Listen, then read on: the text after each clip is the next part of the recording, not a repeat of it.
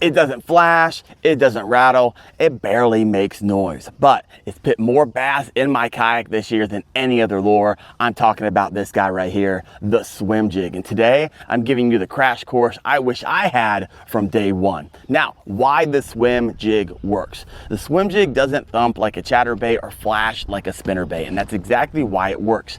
It's subtle, it's sneaky, it slips through cover, it looks natural, and it doesn't spook pressured fish. It's like finesse meets power. I like to think of it as like a silent assassin on moving baits. Perfect when fish are tight to cover or burned out on louder presentations in high thumping lures. Now, you can burn this like a spinnerbait, right? I thought it had to be fish slow, but burning it along those grass edges actually triggers those reaction bites, especially in stained or warming water. I don't love burning it. I love actually kind of this popping, let it follow the ball in, pop, pop, pop, pop, pop, pop, and reel it back to myself. Now the paddle tail trailer makes a huge difference. Early on, I was pairing it with the wrong trailers, and this is my favorite trailer right here. This is going to be the Strike King Rage Swimmer. The color on this is going to be KVD Magic. I also like the Ghost Shad, but this is what it looks like, and a lot of times you can find these easily at your local Walmart. Now, when it comes to targeting high percentage zones, just don't cast this out in hope, right? You want to swim this through grass lanes, you want to skip this under docks,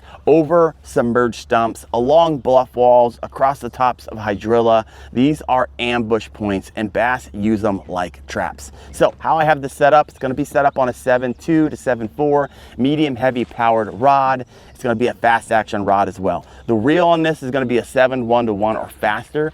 A lot of times you'll need speed to catch up when bass strike, and when they come towards you, right, not so much when you're bank fishing, they'll turn and usually head out to deep water, but if you're in a boat or a kayak, they'll grab it and sometimes run towards you. So you want to be able to pick up a lot of line really fast so you don't have any slack line. The line I'm going to be using on this bad boy is going to be 17 to 20 pound fluorocarbon for open water and sparse cover. I'll be honest with you, once I get done and I have to reline this spool, I'll probably use a 40 to 50 pound braid with a 20 pound fluorocarbon leader. But for right now, I have it on and it's doing just fine. Fluorocarbon, stealthy, sensitive, but braid is going to give you that raw power. So use what fits your water. All right, so when it comes to the color and trailer selection, in clear water, you want those natural colors, right? Those whites, those bluegill, those green pumpkin. When it comes to stained water, you're going to use something with a lot of contrast, right? A black and blue, a chartreuse, a bruised gill. Oh, a little side note, don't get wrapped up in all the colors that are out there, because contrast plays a much more important role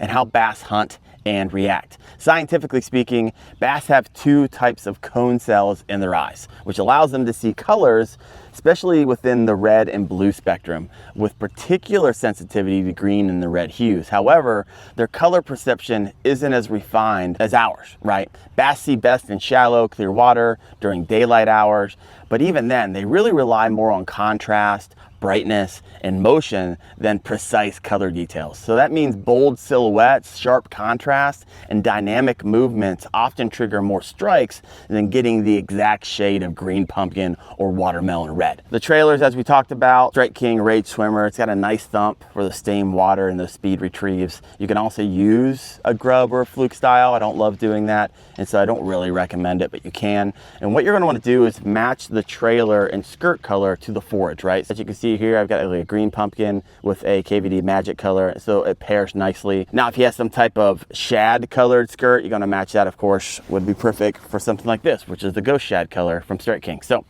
just keep that. Rigging tips and tricks. No one talks about trimming the skirt. If you want to trim the skirt just so it passes the bend of your hook, you can. This kind of helps your trailer shine. There's also some weed guard mods you can do. I like to do this on my jigs as well.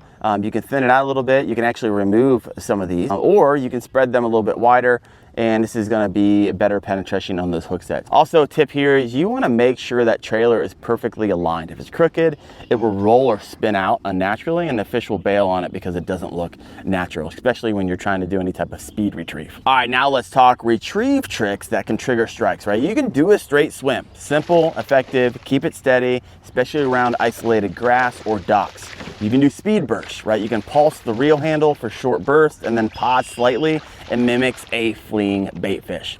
You can do rod pumps, right? A slight Twitch or pop every 3 to 5 feet can stimulate an injured bluegill or shad, or you can straight up kill it near structure, let it fall on a semi-slack line. Bass often will eat it on the drop. I shared earlier you can burn it when bass are feeding aggressively. A fast retrieve over submerged grass can get violent reaction bites. All right, so here's a tip I wish someone would have told me early on. Pick your jig weight based off your depth. A solid rule is a 1/4 ounce for every 3 to 5 feet of water. So you're gonna want a 1/2 ounce for 6 to 10 feet and 3/4 ounce for 9 to 15 feet of water when you're fishing the swim jig. Now, where to swim it? Now, this is where this thing earns its keep.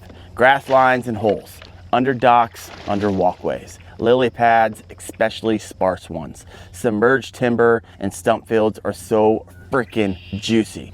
River eddies, bluff wall ledges, creek mouths, and shallow flats with bait. It's subtle, guys, but it's deadly, and now it's tied on every single time I hit the water in the summer. If you're not fishing a swim jig yet, it's time. Now, if you're interested in other lures that get choked in the summer, here's a video on how to fish the chatterbait right there. And if you're addicted to that topwater bite, I got a video for you right there. Thanks for watching, guys. I'll see you.